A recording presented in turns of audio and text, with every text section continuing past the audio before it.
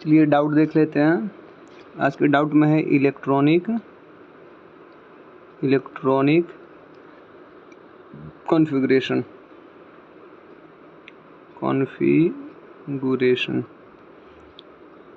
ऐसे बेसिकली ये केमिस्ट्री में पढ़ना है। इलेक्ट्रॉनिक कॉन्फ़िगरेशन को समझने से पहले थोड़ा बहुत हमें नॉलेज होना चाहिए एटम्स वगैरह के बारे में। जैसा कि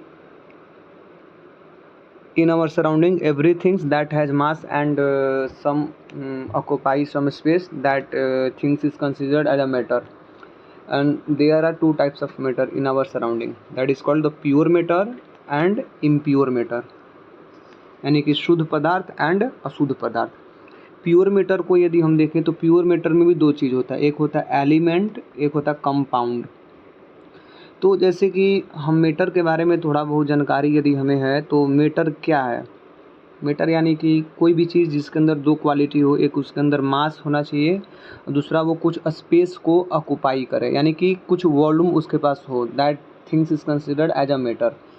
और जैसे हमारा बॉडी सबसे स्मॉलेस्ट यूनिट सेल से मिलकर बना है, जैसे सेल मिला हो तो टिश्यू बना है, टिश्यू से ऑर्गन बना है, ऑर्गन से ये ऑर्गन सिस्टम बना है, पूरे ऑर्गन सिस्टम से बॉडी बना है। वैसे ही यदि हम कंसिडर करें तो दुनिया का कोई भी जो मैटर है वो सबसे स्मॉलेस्ट यूनिट एटम से बना होता है, ऐसा डाल्टन साहब का कहना था। डाल्टन एटॉमिक थ्योरी यदि हम पढ़े तो डाल्टन एटॉमिक थ्योरी के अकॉर्डिंग मतलब मैटर का सबसे स्मॉलेस्ट जो यूनिट होता है वो एटम्स होता है। बट हम एटम को भी सब डिवाइड कर सकते हैं, किस चीज़ में, तीन चीज़ में, electron, proton and neutron. Electron की बात करें तो इलेक्ट्रॉन निगेटिवली चार्ज होता है, प्रोटॉन पॉजिटिवली चार्ज होता है और न्यूट्रॉन पर कोई भी चार्ज नहीं होता है। ठीक है। जैसे एटम दिखता कैसा है, तो एटम को हम नेक्ड आई से तो नहीं देख सकते हैं, देखने के लिए हमें स्पेसिफिक टेलीस्कोप माइक्रोस्कोप की ज़रूरत पड़ेगा ना, तो शायद हो सकता है हम देख लें। जैसे यदि हम कोई भी एलिमेंट की बात करें, जैसे एलिमेंट टोटल 118 एलिमेंट्स हैं, जैसे hydrogen, helium, lithium, beryllium, boron, carbon, nitrogen, जितने भी एलिमेंट है वो एलिमेंट बना क्या चीज़ से है, तो वो एलिमेंट बना है एटम से। यानी कि एटम में तीन चीज़ होता है, एटम का भी सब एटॉमिक पार्टिकल्स होता है, इलेक्ट्रॉन, प्रोटॉन और न्यूट्रॉन। यानी कि जितने भी एलिमेंट्स हैं उस एलिमेंट्स में पर्टिकुलर वो एलिमेंट्स एटम का बना होगा, और वो एटम्स में इलेक्ट्रॉन का कुछ ना कुछ अपना नंबर होगा, प्रोटॉन का भी नंबर होगा, न्यूट्रॉन का भी नंबर होगा। तो हम उन्हीं सब एटॉमिक पार्टिकल्स में से केवल हम इलेक्ट्रॉन को कंसीडर करते हैं। और इस इलेक्ट्रॉन को ही क्यों कंसीडर करते हैं, क्योंकि ये इलेक्ट्रॉन क्या करता है, एटम में कुछ ऑर्बिट्स होते हैं। जैसे एटम की बात करें तो ये मान लीजिए ये एटम का ये न्यूक्लियस हो गया, ये एटम का क्या हो गया, न्यूक्लियस, ये एटम का न्यूक्लियस हो गया। ठीक है। इस न्यूक्लियस के सराउंडिंग ऐसे ऑर्बिट रहते हैं, ऑर्बिट, ये बीच में क्या, ये न्यूक्लियस है, न्यूक्लियस, और ये सराउंडिंग यहाँ पे ये क्या है, ये ऑर्बिट है। अब ये ऑर्बिट डिपेंड करता है नंबर ऑफ इलेक्ट्रॉन पे। यदि किसी भी एलिमेंट का नंबर ऑफ इलेक्ट्रॉन जितना ज़्यादा होगा और ऑर्बिट की संख्या भी उस एटम में ज़्यादा होगा। ठीक है। जैसे हम मान लेते हैं ये न्यूक्लियस है, ये बीच में न्यूक्लियस है, और इस न्यूक्लियस के अंदर दो चीज़ रहता है, एक प्रोटॉन, इस न्यूक्लियस के अंदर दो चीज़ रहता है, मतलब एटम के अंदर जो सब एटॉमिक पार्टिकल से एक प्रोटॉन रहता है और दूसरा क्या रहता है, न्यूट्रॉन रहता है। और एक्चुअल में इसी न्यूक्लियस के अंदर प्रोटॉन और न्यूट्रॉन को ऐड कर हम क्या निकालते हैं, एटॉमिक मास निकालते हैं। किसी भी एलिमेंट का क्या निकालते हैं, atomic mass equal proton plus neutron. मान लेते हैं कोई एक्स एलिमेंट है और उस एक्स एलिमेंट में प्रोटॉन की संख्या कितनी है, 5 है, और न्यूट्रॉन की संख्या कितनी है, 4 है। तो 5 + 4 यानी कि 9 क्या हो जाएगा, एटॉमिक मास हो जाएगा। हम ऐसे कंसिडर कर सकते हैं। और ऐसा इलेक्ट्रॉन भी होगा, क्योंकि प्रोटॉन न्यूट्रॉन तो देख लीजिए, इसके अलावा इलेक्ट्रॉन भी होगा। तो प्रोटॉन और न्यूट्रॉन ये न्यूक्लियस के अंदर रहते हैं, लेकिन जो इलेक्ट्रॉन रहता है वो इलेक्ट्रॉन किधर रहेगा, तो वो इलेक्ट्रॉन वो इलेक्ट्रॉन इस ऑर्बिट में रिवॉल्व करता है, ये इलेक्ट्रॉन इस ऑर्बिट में रिवॉल्व करता है। यानी कि इलेक्ट्रॉन ही एटम का एक ऐसा सब एटॉमिक पार्टिकल्स है जो न्यूक्लियस के अराउंड जो ऑर्बिट है उस ऑर्बिट में वो रिवॉल्व करने का काम करता है। निगेटिवली चार्ज होता है इलेक्ट्रॉन, इतना थोड़ा ध्यान देना है, ठीक है। अब हम इस न्यूक्लियस के अराउंड जो ऑर्बिट है, तो इसी ऑर्बिट में जब नंबर ऑफ इलेक्ट्रॉन को हम सजाने का काम करते हैं तो उसी को बोलते हैं इलेक्ट्रॉनिक कॉन्फ़िगरेशन। यानी कि हम मान लेते हैं हमारे पास अब एक चीज़, उसको जानने से पहले एक चीज़ पर हमें और भी गौर करना पड़ेगा। जो प्रोटॉन होता है ना, proton is equal to the number of electron. जितना प्रोटॉन रहेगा उतना ही इलेक्ट्रॉन रहेगा किसी भी एटम में। एटम्स की केवल हम बात कर रहे हैं, हम किसी भी एटम की बात कर रहे हैं ना। किसी भी एटम में नंबर ऑफ प्रोटॉन जितना होगा उतना ही नंबर ऑफ इलेक्ट्रॉन रहता है, और जितना नंबर ऑफ इलेक्ट्रॉन मतलब जितना नंबर ऑफ प्रोटॉन रहेगा उसका एटॉमिक नंबर भी उतना ही रहेगा। एटॉमिक नंबर को जेड से डिनोट करते हैं। यानी कि किसी भी कोई भी एक्स एलिमेंट का यदि एटॉमिक नंबर 5 है तो उस एक्स एलिमेंट के अंदर प्रोटॉन की भी संख्या कितना होगा, 5 होगा। उस एक्स एलिमेंट के अंदर इलेक्ट्रॉन का भी संख्या कितना होगा, 5 होगा। ठीक है, इतना समझ में आ गया। लेकिन जब हम इलेक्ट्रॉनिक कॉन्फ़िगरेशन करते हैं तो इलेक्ट्रॉनिक कॉन्फ़िगरेशन में केवल हम लोग इलेक्ट्रॉन को क्या करते हैं, सजाते हैं, यानी कि अरेंज करते हैं एक सीक्वेंस में। यानी कि the arrangement of a electron in a orbit of a atom that is called electronic configuration. तो हमें समझना था इलेक्ट्रॉनिक कॉन्फ़िगरेशन क्या है। इलेक्ट्रॉनिक कॉन्फ़िगरेशन, तो इलेक्ट्रॉनिक कॉन्फ़िगरेशन क्या है, तो arrangement of electron in a orbit of that atoms यानी कि किसी भी एलिमेंट के एटम में जो नंबर ऑफ इलेक्ट्रॉन रहेगा और उसी इलेक्ट्रॉन को हमें अरेंज करना होता है। किस में अरेंज करना है, ऑर्बिट में, उस एटम के ऑर्बिट में। ऑर्बिट यानी कि न्यूक्लियस के चारों ओर जो कक्षक मतलब जो राउंड शेप का है उसे हम लोग ऑर्बिट बोलते हैं। और इसी ऑर्बिट में जब हम इलेक्ट्रॉन को सजाते हैं तो इसी को हम लोग इलेक्ट्रॉनिक कॉन्फ़िगरेशन बोलते हैं। तो सबसे फर्स्ट टाइम यदि हम इलेक्ट्रॉनिक कॉन्फ़िगरेशन देखें तो एक बोर मॉडल इसमें पढ़ना है हमें। इलेक्ट्रॉनिक कॉन्फ़िगरेशन में एक बोर मॉडल पढ़ा जाता है। बोर मॉडल ये बताता है कि जैसे ये मान लेते हैं ये हम लोग का न्यूक्लियस है। ये क्या है, ये न्यूक्लियस है। एक मिनट, ये हम लोग का न्यूक्लियस हो गया, ठीक है। ये बीच में न्यूक्लियस हो गया और इस न्यूक्लियस के चारों ओर यदि हम बात करें तो इस न्यूक्लियस के चारों ओर हम लोग का ये ऑर्बिट हो गया। ये ऑर्बिट हो गया, ओके। हम कोई एक एलिमेंट ले लेते हैं, हम एलिमेंट ले लेते हैं सोडियम का एटॉमिक नंबर कितना होता है, तो 11 होता है। यानी कि सोडियम के अंदर प्रोटॉन की संख्या कितना होगा, 11। इलेक्ट्रॉन की भी संख्या कितना होगा, 11 ही होगा, ठीक है, क्योंकि number of electron is equal to the number of proton. लेकिन प्रोटॉन और न्यूट्रॉन ये तो मिलेंगे किधर, ये न्यूक्लियस में मिलेंगे। लेकिन जो हमारा इलेक्ट्रॉन है वो इलेक्ट्रॉन ऑर्बिट में मिलेगा। ये ऑर्बिट में, ये सब ऑर्बिट में मिलेगा, ये जो ऑर्बिट है। अब हमें इस ऑर्बिट में हमें कैसे सजाना है इलेक्ट्रॉन को, यही इलेक्ट्रॉनिक कॉन्फ़िगरेशन कहलाता है। हमें पहले वाले ऑर्बिट में, जैसे ये पहला ऑर्बिट है, ये दूसरा ऑर्बिट है, ये तीसरा ऑर्बिट है, तो हमें पहले ऑर्बिट में कितना नंबर ऑफ इलेक्ट्रॉन को रखना है, दूसरे ऑर्बिट में कितना रखना है, तीसरे ऑर्बिट में कितना रखना है। इसी चीज़ को पहली बार किसने बताया था, तो बोर ने बताया था। इसलिए इसको बोर मॉडल कहते हैं, बोर मॉडल, ठीक है। इसमें देखें तो इन्होंने बताया था कि LMN, जैसे हमने यहाँ पर पहले ऑर्बिट को फर्स्ट ऑर्बिट बोला है तो इन्होंने फर्स्ट ऑर्बिट को K बोला था, दूसरी ऑर्बिट को उन्होंने क्या बोला था, L, तीसरी ऑर्बिट को क्या बोला था, M। ऐसे ही चौथा ऑर्बिट रहता तो उसको N बोलते हैं, ठीक है।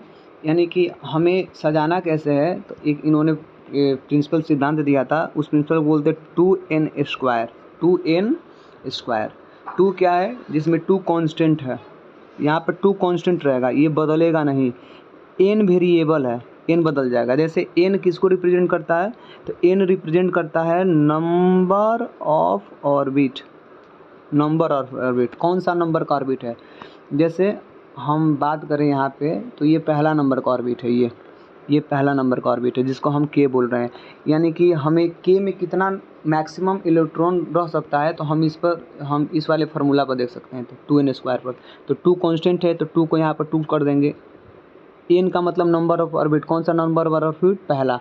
तो n स्क्वायर यानी कि 1 का स्क्वायर करेंगे तो कितना होगा, 1 होगा। यानी कि 2 × 1 कितना हो जाएगा, 2। यानी कि पहले ऑर्बिट में मैक्सिमम कितना इलेक्ट्रॉन रह सकता है, 2। कितना, 2। अब हम देख लेते हैं दूसरी ऑर्बिट में, यानी कि ये एल ऑर्बिट में, ये दूसरी ऑर्बिट में देख लेते हैं कितना रह सकता है। तो यहाँ पर इसी सीक्वेंस में जाएंगे 2n स्क्वायर पर, 2 कांस्टेंट है तो 2 को 2 रखेंगे। कौन सा नंबर ऑर्बिट की बात कर रहे हैं, 2। n स्क्वायर यानी कि 2 का स्क्वायर कितना हो जाएगा, 4। यानी कि 2 × 4 8। यानी कि जो यहाँ पर एल ऑर्बिट है, यानी कि दूसरा ऑर्बिट है, इसमें मैक्सिमम कितना हो सकता है, 8। मैक्सिमम 8 हो सकता है। फिर वहीं हम बात करें तीसरा ऑर्बिट, तो क्या करेंगे, 2n स्क्वायर फार्मूला पर ले जाएंगे। 2 कांस्टेंट है, n मतलब नंबर ऑफ ऑर्बिट तीसरा, 3 n स्क्वायर यानी कि 3 का स्क्वायर कितना हो जाएगा, 9। यानी कि 9 × 2 18। यानी कि तीसरी ऑर्बिट में कितना हो जाएगा, 18। यही इलेक्ट्रॉनिक कॉन्फ़िगरेशन कहलाता है। यानी कि बोर मॉडल के अकॉर्डिंग हम पहले ऑर्बिट यानी कि के ऑर्बिट में मैक्सिमम 2 इलेक्ट्रॉन को वहाँ पर क्या कर सकते हैं, रख सकते हैं। दूसरे ऑर्बिट, सेकेंड ऑर्बिट जिसको एल बोलते हैं, वहाँ पर मैक्सिमम 8 को रख सकते हैं। तीसरे ऑर्बिट जो एम ऑर्बिट है, वहाँ पर मैक्सिमम 18 इलेक्ट्रॉन को रख सकते हैं। ठीक है, यही इलेक्ट्रॉनिक कॉन्फ़िगरेशन है। इलेक्ट्रॉनिक कॉन्फ़िगरेशन के अकॉर्डिंग यानी कि के एल एम एन, के में कितना मैक्सिमम, 2। एल में कितना मैक्सिमम, 8। एम में कितना मैक्सिमम, 18। एन में कितना, तो ये कैसे करना है, तो 2n स्क्वायर पर, 2n स्क्वायर, 2 कांस्टेंट है। n किसको रिप्रेजेंट करता है, नंबर ऑफ ऑर्बिट को। जिसे हम n की यहाँ पर बात करें तो चौथा ऑर्बिट है, यानी कि हम n की जगह पर यहाँ पर 4 ले लेंगे, 4 का स्क्वायर, यानी कि 4 का स्क्वायर कितना हो जाएगा, 16। कितना हो जाएगा, 16। और यहाँ पर 2 से मल्टीप्लाई कर देंगे, यानी कि 32। यानी कि यहाँ पर n वाले में कितना नंबर ऑफ इलेक्ट्रॉन मैक्सिमम आ सकता है, 32। ठीक है, यही इलेक्ट्रॉनिक कॉन्फ़िगरेशन है। यही क्या है, इलेक्ट्रॉनिक कॉन्फ़िगरेशन है। ठीक है, जैसे एक एग्जांपल देख लेते हैं। एग्जांपल में देखें, जैसे मान लेते हैं कोई सोडियम एटम्स है। सोडियम एटम्स में नंबर ऑफ इलेक्ट्रॉन की संख्या कितनी होती है, तो नंबर ऑफ इलेक्ट्रॉन की संख्या होता है 11। अब हमें इलेक्ट्रॉन को क्या करना है, यहाँ पर सजाना है। तो क्या करेंगे, ये न्यूक्लियस है, मान लेते हैं ये पहला ऑर्बिट, ये दूसरा ऑर्बिट, ये तीसरा ऑर्बिट। तो हम पहले ऑर्बिट में मैक्सिमम कितना रखेंगे, पहली ऑर्बिट ये पहला था 2 1 2। दूसरे ऑर्बिट में कितना रखेंगे, तो मैक्सिमम 8, 1 2 3 4 5 6 7 8। ठीक है, तीसरे ऑर्बिट में मैक्सिमम कितना रख सकते हैं, 18। लेकिन हमारे पास कितना बचा, एक ही बचा, क्योंकि एक ही बचा ना, क्योंकि यहाँ पर देखें तो हमारे पास टोटल इलेक्ट्रॉन की संख्या 11 है, जो कि हम पहले ऑर्बिट में यहाँ पर 2 रख दिए हैं, कि ऑर्बिट में कितना, 2। और यहाँ पर ये एल ऑर्बिट में कितना रखे हैं, तो यहाँ पर रखें 8, 8 2 10।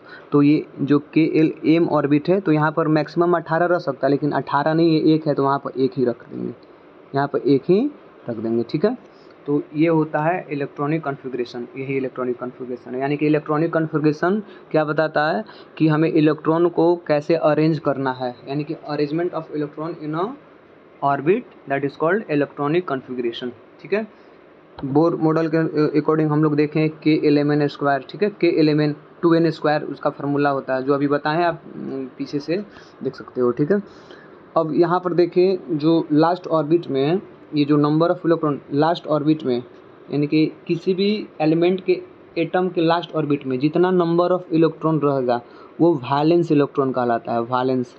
Valence electron.